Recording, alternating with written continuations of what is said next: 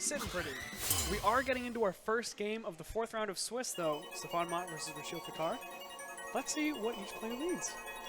I'm looking forward to it. I'm already surprised. I was going to say Indeedee Armor Rage actually seems pretty strong here on lead, but you know, Rushil going with the faster mode, and of course Stefan really just has the one speed right there in the middle. So Iron Bundle's speed was heightened with that speed booster, but on Stefan's side, photosynthesis also activates and also raises their floater main speed. So we do know just from that turn 0 interaction, the Iron Bundle on Rushil's side is going to be the fastest Pokemon in the field, followed by that speed booster on Stefan's Flutter Mane. The opposing Flutter Mane, we are assuming, is faster than Life Orb on Heatran. Scary stuff coming out here, because we know that Iron Bundle's on the field. Heatran does protect here. Will the Hydro Pump go into that slot? It's always risky clicking the Hydro Pump immediately. Of course, there's a Terra Fairy Heatran, so even if Stefan committed Terrestrialization their turn 0 or turn 1, you know, that is not going to be a resisted attack into the Heatran, but you know, Icy Wind getting some speed control on the board for Stefan's side, and the double up into the Heatran slot, very, very strong protect. Maybe predicting the Terra. Exactly. More damage. Especially with a Life Orb Heatran, you know, not an Assault Vest variant or something with leftovers or a recovery item. That damage is going to stick, and Stefan's just going to take more and more damage on that Heatran as this game goes along. 100%. And with Flutter Mane not being resisted to that Steel type, it's some scary damage that can come out from Heatran, especially with the Life Orb held item. But we do see a Terra here on Stefan's side, I believe. I think it's Ooh, Terra Fairy. a very strong choice here. Stefan sees the KO on the opposing Iron Bundle if he can land this Terra Fairy Moonblast. Oh, but a Terra coming out from Rushil. Who is this on? It would have to be, yeah, another opposing Flutter Mane. Okay, so we do have a dual matchup between two Terra Fairy Flutter Manes. I think this is an interesting call from Rushil, because after the Icy Wind speed drop, you would think that Stefan's Heatran would outspeed the opposing Flutter Mane at this point. Exactly. But a Moonblast does come out, and it does KO the Iron Bundle. Exactly. I think Stefan is in a really commanding position after that turn 1, because we should see a Flash Cannon. No! Oh, wow! A Moonblast. So into Stefan's Flutter Mane. And ooh! Just lives on 5 HP. Very narrowly surviving there as that Flutter Mane. And, you know, Rushil making me eat my words is a reason that, you know, he's on stream right now and I'm behind this desk. And, you know, we both faced some hard matchups today. We're both 1 and 2. Now we're commentating bros. But you can see he, you know, either knew or had a very strong inkling that his Flutter Mane, even with the -1 speed from the Icy Wind, was still going to outrun the Heatran on the other side of the field. By no means a guarantee, and of course Heatran does need to be very, very fast in order to guarantee to outspeed that Flutter Mane. And Rushil, knowing that his Flutter Mane is fast enough to keep outrunning the Heatran. Even with a commanding lead from Stefan, this Indeedee Armor Rouge comes out, and with Indeedee we do see the Follow Me. What happens here? Do they set up? Oh! Never mind. Rushil, I think, you know, wisely deciding to hide some information there in that 100%. Last game. You know, of course, he could get Trick Room up. He could do a lot of things with that Armor and Indeedee. You know, the Armor is really not under that much pressure in that position. The Flutter Mane, of course, does not have a move that's super effective into it. It's Moonblast, Dazzling Gleam, and Icy Wind as the attacking moves for Stefan's Flutter Mane. So, you know, you really don't threaten that Armor Rouge at all, especially since, you know, Terrestrialization has already been used on the Flutter Mane. The Heatran does have Earth Power, you know, that's why Indeedee can redirect things with Follow Me, but I think eventually just, you know, the huge Pokemon advantage, the numbers advantage, as well as, you know, the damage that Stefan would be able to get out onto the Indeedee on the Follow Me turn before Trick Room goes up, you know, it's just a little bit too much for Rushil to handle in that endgame, and wants to maybe hide some of the defensive calcs on his side. Ooh, the numbers game. It's always the numbers game. I love the numbers game. You know, these kinds of high-level players, you know, I think this is something that they're absolutely thinking about. Oh, yeah. You know, it's very calculated. It's like, oh, how much does Heat Wave do to Indeedee, but on Armor Rouge it wouldn't matter. Flash Fire, it's like how much does Earth Power or Flash Cannon. It's like with these high-level players, you really can't give the other player a lot of leeway, especially with leads or damage calcs, because you need to hide some things. It's like if you have 2 leads, you're like, okay, they don't know the damage calcs for this, but they also don't know if I'm fast or not, if it's like a pretty middling speed tie. But I think with Rushil, there was a pretty good information hide. I really like that. I will say on the other hand, though, Stefan, because of the commanding lead he took on turn 1 there, gets to hide the information of the 2 Pokemon he brought in the back in that matchup.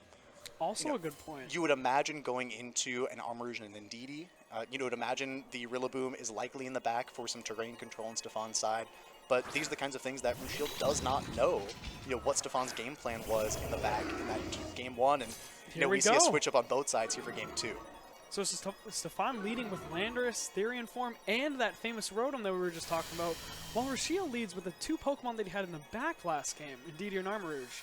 And now, of course, some more mind games here. The Landorus does have the Rock Slide. It doesn't look like Stefan opted to choose that.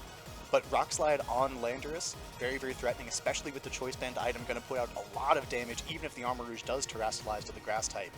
But Wide Guard on the opposing Armarouge as well could just stop the Landorus in its tracks, and especially being locked into that move with the Choice Band, makes this turn 1 very, very volatile for both sides. As Rushil tries to get the Trick Room up, and Stefan, of course, trying to prevent that, but do as much damage as he can while he still has the speed control. So with Indeedee withdraws here, who does Rushil go out to? Ursaluna actually comes out. Ooh, that is a scary, scary switch in. Landorus does U-turn here, though. Does a decent amount of damage to that opposing Armarouge. A very big call there on turn 1 for Rushil. We do see the Heat Train and the Rillaboom in the back for Stefan here. A strong switch out for Rushil, maintaining the and the terrain. Hydro Pump connects! And Armarouge is down! And again, just a huge lead for Stefan Mott on turn 1 of this game. As we said, a very volatile lead combination there, and that's something that is always present with the Armarouge and the Indeedee whenever they're led together. Do you follow me in Trick Room? Do you try to switch the Indeedee out just in case the Rillaboom comes in later so that you can reset up your Psychic Terrain? All these kinds of questions, and just so many answers. Well, just the one that we saw, the U-turn and Hydro Pump. Honestly, a pretty safe play from Stefan. Yeah, even because worst now case Heat Train's scenario. out. Yeah, Heatran's on the field with speed control, so the Heatran will move before the Ursaluna at least this turn. But even if Rushil had flicked Follow Me and Trick Room that turn 1, those attacks get redirected into the Indeedee, and I would imagine without the Psychic Seed boost for Indeedee holding the Rocky Helmet, probably just gets that knockout too. I can see that. We do see Rushil Terra the Ursaluna into the Terra Normal. And now that Indeedee's out, Rushil does have that redirection available to him. Yeah, Rushil really on the back foot here, does not click Follow Me, but really... Heatwave doing a lot of damage to both Pokemon. Yeah, that's why we see the Life Orb. Thunderbolt does come out here from Rotom. Indeedee does live on a few slivers of HP. Facade does come out here. And that's a big call that Rushil had to make, was both getting rid of the Water-type weakness on that Ursaluna, just so he makes sure that if it's a Hydro Pump into that slot, that he's not going to faint with that Pokemon, but also being able not only to get Trick Room up, but to also get a knockout on that turn. Extremely important, and now we'll have to see what the answers are on Stefan's side to this Ursaluna. Here comes the Terrain War as Rillaboom is now out on the field, negating that Psychic Surge from that Indeedee. While still having that redirection, there's no Psychic Surge. So that Grassy Glide is very much available to this Rillaboom. Very free Grassy Glide, very free Fake Out this turn as well, because the Psychic Terrain is not blocking priority. Indeedee does switch out here though. The Ursaluna too, a very key part of the Grassy Terrain as well, has its Earthquakes weakened by the terrain, doesn't let you, click Earthquake into the Heatran that you would really love to hit with a Ground-type move. We do see Bundle come out here. Iron Bundle gets its speed heightened with that booster energy because Rushil has not sent it out yet. And we do see the immediate swaps from Stefan Mott back into that Landorus, getting that -1 attack drop onto the Ursaluna and Iron Bundle. I don't think I saw what Heatran did though. Ursaluna does protect. You do see the Protect on Ursaluna. It seems like a play that Rushil had to make to cover for either the Grassy Glide or the Fake Out into that slot this turn. And a Life Orb Heatwave will miss the Iron Bundle. Does miss the Iron Bundle. Oh no. The travesty of running 90% accurate moves. And that really makes this interesting, because under Trick Room, the speed orders are reversed. So if Rushil wanted to switch the Iron Bundle back into the Indeedee, the Iron Bundle, being the fastest Pokemon on the field right now, would always switch last. So Rushil, if he chooses to switch the Iron Bundle out into the Indeedee once again, will guaranteed get Psychic Terrain up to block anything that the Rillaboom wants to do if Stefan also wants to switch one of his Pokemon out into the Rillaboom this turn as well. Since we saw the speed get heightened on Iron Bundle, we know that's going to be the last thing to move. But this Ursaluna does move first, and it facades into the Heatran, doing a massive amount of damage, especially for a resisted hit. But this Heat Wave does come out, and it KOs both Pokemon! Again, seeing the power of a Life Orb Heatran and why Stefan has chosen to go with that Pokemon. Again, another play that Rushil was kind of forced into making, trying to predict the Terastallization of the Fairy type on Heatran, and just didn't get the turn right. Now makes this a pretty uphill battle, as indeed not a Pokemon known for its offensive output, going 1 versus 3 here in this endgame. Yep. Especially with that Rocky Helmet. It does have the Psychic Surge available to it, as well as some chip damage if you do hit it physically a little.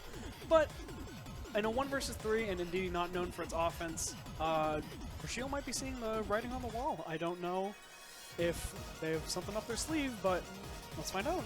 Yeah, the Indeedee, will have the Psychic Surge, the Psychic Terrain reset upon entry, but has no way to take advantage of that, as its only attacking move, its only direct damaging move, is the Dazzling Gleam, which into the Heatran, which is a 4 times resist to that move, probably won't do too much. Plus being locked into U-turn doesn't really help either against a super effective Mon, but we do see the forfeit from Rushil, and Stefan Mott does take Swiss round 4 and is now 4-0. A 4